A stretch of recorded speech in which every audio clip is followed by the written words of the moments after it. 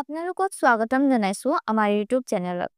বন্ধুসকল, মহাভাৰত গ্ৰন্থত মানুহে আহাৰ গ্ৰহণ কৰাৰ সময়ত কেইবাটাও অতি প্ৰয়োজনীয় নিয়মৰ বৰ্ণনা কৰা হৈছে। যদিহে কোনো মানুহে এই নিয়মবোৰ পালন কৰি আহাৰ কৰে, তেন্তে তেওঁক অন্নৰ সৈতে সুখ সমৃদ্ধি আৰু ঐশ্বৰ্য লাভ হয়। শাস্ত্ৰত উল্লেখিত এই নিয়মবোৰ বৈজ্ঞানিক দৃষ্টিৰ পৰা প্ৰমাণিত। এই নিয়ম অনুসৰি আহাৰ কৰিলে মানুহে সকলো দেৱ-দেৱীৰ আশীৰ্বাদ লাভ কৰে। সেইবাবে আহাৰ গ্ৰহণৰ সময়ত এই নিয়মবোৰ পালন কৰা অতি প্ৰয়োজন। আহক পলম নকৰি জানি লওঁ আহাৰ গ্ৰহণৰ এই মহাভাৰতীয় নিয়মবোৰ। প্ৰথম নিয়ম, আহাৰ গ্ৰহণ আগতে 5টা অংগ, 2টা হাত, 2টা ভৰিৰ সৈতে মুখ ধুই শুচি হৈ আহাৰ আৰম্ভ কৰিব লাগে। আহাৰৰ আগতে অন্নদাত্ৰী দেৱী অন্নপূৰ্ণাক স্তুতি কৰি সকলো ক্ষুধাৰ্ত প্ৰাণীয়ে আহাৰ লাভ কৰিব বুলি ঈশ্বৰৰ প্ৰাৰ্থনা কৰি আহাৰ আৰম্ভ কৰা উচিত। দ্বিতীয় নিয়ম, ভাত বনোৱা গৃহিণীয়ে স্নান কৰি শুচি মনেৰে মন্ত্ৰোচ্চাৰণ কৰি ৰান্ধনী ঘৰলৈ প্ৰৱেশ কৰা উচিত। প্ৰথমতে 3টা ৰুটি তুলি ৰাখিব লাগে, এটা গাইৰ বাবে, এটা কুকুৰৰ বাবে আৰু এটা কাগৈৰ বাবে। তাৰ পিছত অগ্নিদেৱক ভোগ লগাই ঘৰলৈ আহাৰ পৰিবেশন কৰিব লাগে। পৰিয়ালৰ সকলোৰ লগত ৰান্ধনী ঘৰতে বহি আহাৰ কৰা উচিত। একেলগে আহাৰ কৰিলে পৰিয়ালত মৰম আৰু একতা বৃদ্ধি পায়।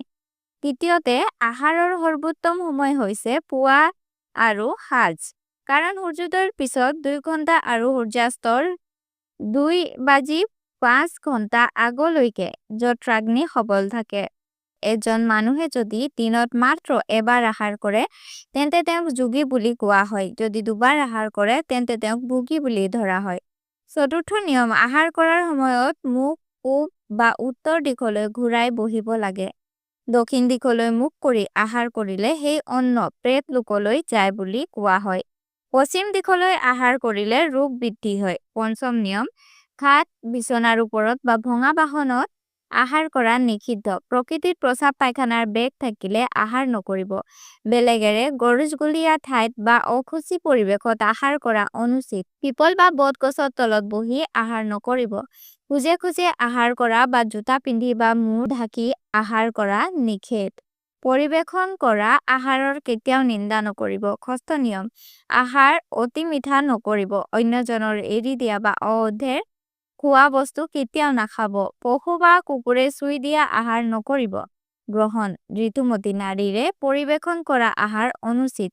মুখেৰে ফু দি চাহ বা আহাৰ ঠাণ্ডা কৰি খোৱাৰো নিষেধ। কপোৰেৰে চুলি পৰি যোৱা আহাৰ, অৱহেলাই পৰিবেশন কৰা আহাৰ, কৃপণ বা মদ বিক্ৰী কৰা মানুহৰ ঘৰ খোৱা আহাৰ, বেয়া সূত্ৰৰ উপাৰ্জনেৰে কিনা আহাৰ, এই সকলোবোৰ গ্ৰহণ নকৰিব। সপ্তম নিয়ম, আহাৰ গ্ৰহণৰ সময়ত মৌন হৈ বহিব লাগে। যদি কিবা ক'বই আছে, তেন্তে কেৱল ধনাত্মক কথা ক'ব। সমস্যাৰ আলোচনা আহাৰ সময়ত নকৰিব।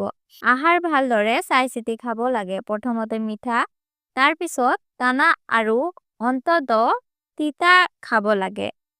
যিজন অল্প আহাৰ কৰে, তেওঁ দীৰ্ঘায়ু, বল, সৌভাগ্য আৰু সুসন্তান লাভ কৰে। আহাৰৰ পাছত কি কৰিব নালাগে? আহাৰৰ পাছত পানী পি খাব নালাগে। পানী বা চাহ খোৱা নিষেধ। খোৱা মাত্ৰ দৌৰ ধেমালি, কষ্টকৰ কাম, শৌচ আদি কাম নকৰিব। আহাৰৰ পাছত কি কৰিব লাগে? দিনত আহাৰ কৰাৰ পিছত অলপ হাঁহি ঘূৰি আহিব লাগে।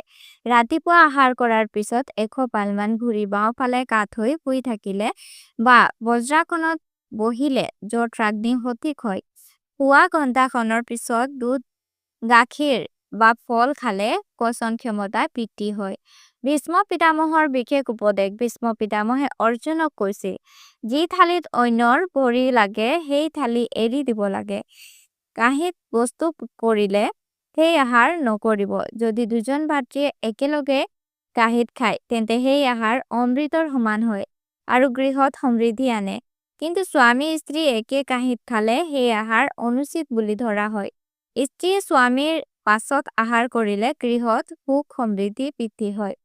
বন্ধুসকল, মহাভাৰতত উল্লেখিত এই নিয়মবোৰ যদি আমি পালন কৰো, তেন্তে আমাৰ জীৱনত স্বাস্থ্য, সম্পদ আৰু শান্তি বৃদ্ধি হ'ব।